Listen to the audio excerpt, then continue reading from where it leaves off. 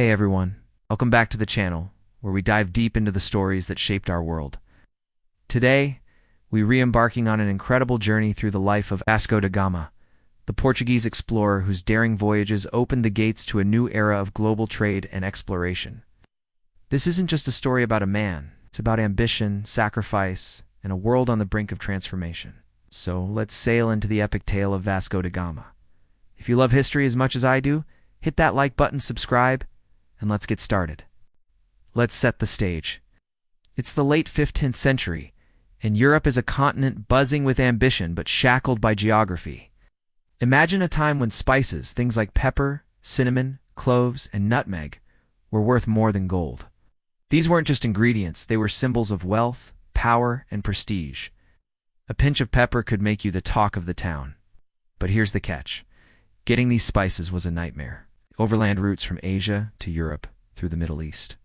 In Central Asia were long, dangerous, and controlled by powerful empires like the Ottomans and middlemen who drove prices sky high. Europe was desperate for a direct route to the source, India, the heart of the spice trade. Now, this wasn't just about cheaper curry. Spices were used in medicine, food preservation, and even religious rituals. Controlling the spice trade meant controlling wealth and influence. Enter Portugal, a small, scrappy kingdom on Europe's edge. Under Prince Henry the Navigator, Portugal had spent decades exploring Africa's west coast, mapping uncharted waters, and building ships that could withstand the brutal Atlantic. They were close to cracking the code, a sea route around Africa to India. But one massive obstacle stood in the way, the Cape of Good Hope, a treacherous stretch of ocean where storms could swallow ships whole. No European had ever sailed past it to reach India. The stage was set for someone bold enough to take on the challenge. That someone was Vasco da Gama. So, who was this guy? Vasco da Gama wasn't born with a silver spoon or a crown. He was born around 1460 in Sines, a small coastal town in Portugal. He was the son of a minor noble. His father was a knight, and his family had ties to the sea, which shaped Vasco from a young age. Growing up by the Atlantic, he learned navigation, seamanship, and the art of survival on the water. By his 30s, Vasco had a reputation as a tough, no-nonsense sailor. Not the kind of guy you'd want to cross in a tavern brawl. He wasn't a scholar or a poet. He was a man of action, with a sharp mind for strategy and an iron will. In 1497, King Manuel I of Portugal chose Vasco for a mission that would make or break the nation's future. The king's orders were clear. Lead a fleet to India, find a direct sea route, secure trade deals, and establish Portugal as a global player. Sounds simple, right? Except it wasn't. Vasco would face uncharted waters, hostile locals, and a crew that could turn on him at any moment.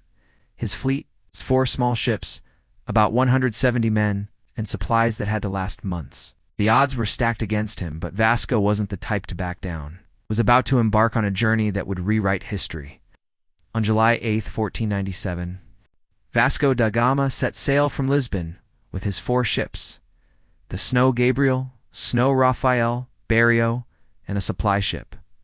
Picture this: wooden vessels, no GPS, no weather forecasts, just a compass, some maps, and a whole lot of courage. The first leg was brutal. Sailing down Africa's west coast, the fleet battled scurvy, a disease that rotted gums and sapped strength due to vitamin C deficiency. Fresh water ran low, and the crew grew restless. Months at sea with no land in sight does that to people. Then came the Cape of Good Hope, known as the Cape of Storms. This was where the Atlantic and Indian Oceans collided in a fury of waves and winds. Ships could be smashed to splinters here. Vasco's crew begged him to turn back, terrified of the towering swells. But Vasco wasn't having it. Legend has it, he stood on the deck, stared down his men, and said something like, "I didn't come this far to fail." That's the kind of grit we're talking about. Against all odds, they rounded the Cape in November 1497, entering the Indian Ocean, a feat no European had accomplished before. But the journey was far from over. As they sailed up East Africa's coast, they hit ports like Mombasa and Melinda. These weren't friendly pit stops. In Mombasa, local rulers saw the Portuguese as intruders and tried to sabotage them. Vasco, Ever the strategist, used diplomacy when he could and cannons when he couldn't. In Melinda, he got a game-changer, a skilled Arab navigator who knew the monsoon winds of the Indian Ocean. This was the key to crossing the vast, unpredictable waters to India. On May 20th, 1498, after nearly a year at sea, Vasco's fleet dropped anchor in Calicut, on India's Malabar coast. This was it, the first European to reach India by sea. But the job wasn't done. Calicut's ruler, the Zamorin, wasn't exactly rolling out the red carpet. Vasco's gifts, cloth hats, some beads, were laughable compared to the gold and gems the Zamorin expected. Negotiations were tense. The Zamorin wanted riches. Vasco wanted a trade deal. Local merchants who profited from the old trade routes stirred up trouble. Vasco managed to secure a small cargo of spices and a trade agreement, but it was clear he wasn't welcome for long. The return journey was even worse. Storms battered the fleet, scurvy claimed more lives, and 2 of his ships were lost. By the time Vasco limped back to Lisbon in 1499, he'd lost over half his crew. But what he brought back was worth it. Proof that the sea route to India was real. Portugal erupted in celebration. Vasco was hailed as a hero, and the king showered him with titles and wealth. The spice trade was about to make Portugal an economic superpower. Vasco's first voyage opened the door, but Portugal wanted to kick it wide open. In 1502, King Manuel sent Vasco back to India, this time with 20 ships and a clear mission: dominate the Indian Ocean trade. This voyage shows a different side of Vasco, not just the explorer, but the enforcer. He wasn't messing around. When an Indian ship carrying Muslim pilgrims refused to pay tribute, Vasco bombarded it, killing hundreds, including women and children. It was a brutal display of power meant to send a message. Portugal was here to stay. In Calicut, the Zamorin still resisted Portuguese demands. Vasco responded with force, shelling the city and sinking local ships. He set up blockades, disrupted trade, and established Portuguese outposts along the coast. His tactics were ruthless but effective. By the time he returned to Portugal in 1503, he'd secured key trading posts and filled his ships with spices. Portugal wasn't just trading with India now, it was calling the shots. But this ruthlessness came at a cost. Vasco's actions alienated local rulers and sowed the seeds of resentment. The Portuguese were seen as aggressors, not partners. This voyage cemented Vasco's legacy as a complex figure, a visionary who opened new worlds, but also a conqueror who used violence to get his way.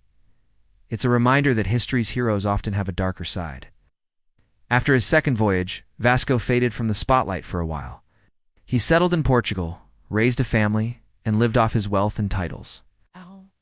But the sea wasn't done with him. In 1524, at the age of about 64, he was called back for one last mission. Portugal's grip on its Indian territories was slipping due to corruption and mismanagement. King John III appointed Vasco as Viceroy of India to clean house. He sailed to Cochin, but the tropics were unforgiving. The harsh climate and disease took their toll, and on Christmas Eve, 1524, Vasco da Gama died in Cochin. His body was later brought back to Portugal, a final journey for a man who spent his life defying the odds. So what's Vasco's legacy? He didn't just find a route to India, he changed the world. His voyages linked Europe and Asia in a way that hadn't been done before, kicking off an era of globalization. The spice trade made Portugal a superpower, flooding Europe with wealth and new ideas. But it also set the stage for colonialism, with all its exploitation and violence. Vasco's story is a paradox, a tale of incredible courage and ambition, but also of the human cost of empire building.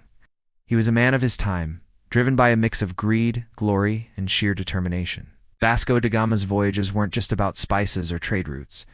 They were about pushing the boundaries of what humans thought was possible. In the 15th century, sailing to India was like trying to reach Mars today.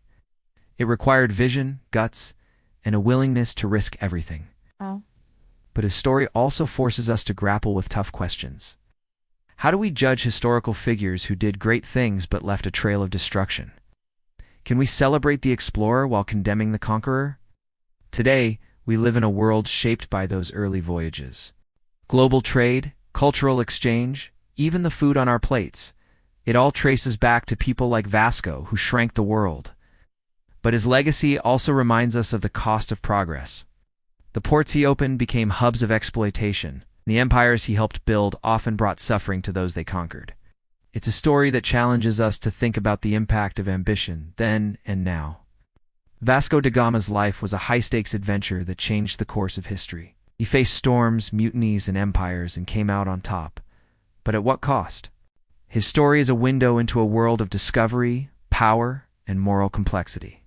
What do you think? Was Vasco a hero, a villain, or something in between? Drop your thoughts in the comments. I'd love to hear your take. If you enjoyed this deep dive into history, give this video a thumbs up. Subscribe and hit the bell for more stories that make you think. Until next time, keep exploring, keep questioning, and I'll see you in the next one. Thanks for watching. Check out our other videos on history's biggest game changers, and let's keep the conversation going.